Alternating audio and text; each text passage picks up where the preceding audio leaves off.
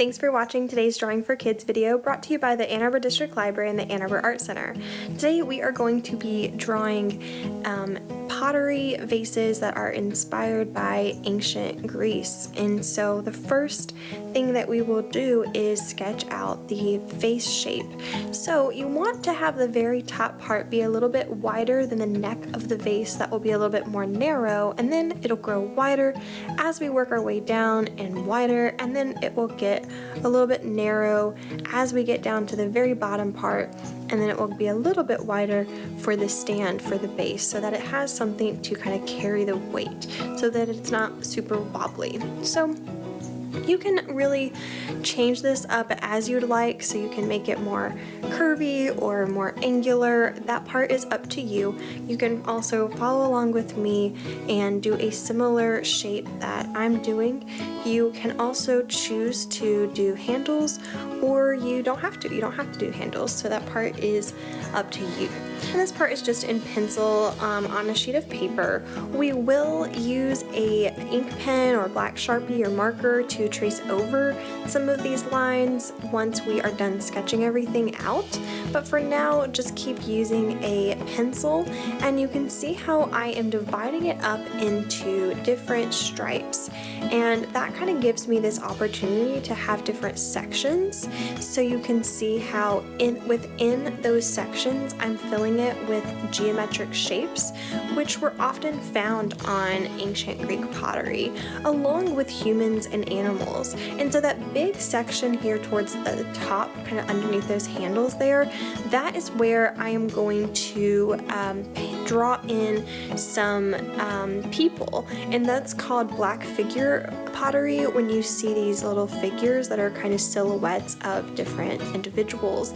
And these contain paintings of dancing scenes, musicians, battles, gods, and animals. And so I am keeping it kind of simple, and so you can see the different shapes there. I've kind of used a triangular shape to create each person. And then within each of my other sections, you can see how I am using lots of different lines and shapes, and then I'm repeating those in order to create a nice geometric pattern. And what I recommend to create a really unique design there is to create some simple shape and then take it a step further by adding an additional line within that shape, or maybe an additional shape inside that shape. So instead of doing just a rectangle, do stripes inside that rectangle. You can see there I'm putting some extra dots around that little swirly design that I made. So think about how you can take something like a zigzag pattern and add extra lines, maybe color in one part more solid than the rest, and just to make it a little bit more interesting. Now once you have sketched out your entire design, then you are ready for inking. And so you can see now how I am tracing over my pencil lines.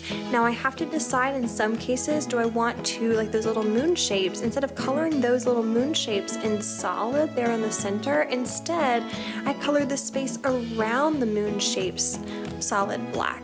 And then what I'll do once I'm finished outlining everything is I'll erase my pencil lines. You can also see there on that curvy section there towards the bottom that instead of filling those little things in solid, instead I filled them in with stripes, okay?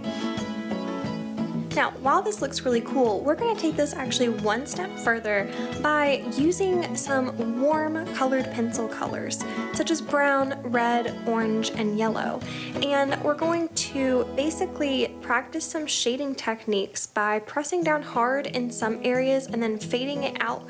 And so that way we can get a nice blended look with our colored pencils. So you can see here how I'm putting more yellow towards the center, more orange on the edges, as well as layering in some red and brown on the sides so that I get this really nice faded look. There you can see it really well, how I faded out the orange into the center and then filled in that center area with yellow, and then I layered back in with some red and brown on the edges to make it really have a fun three-dimensional look.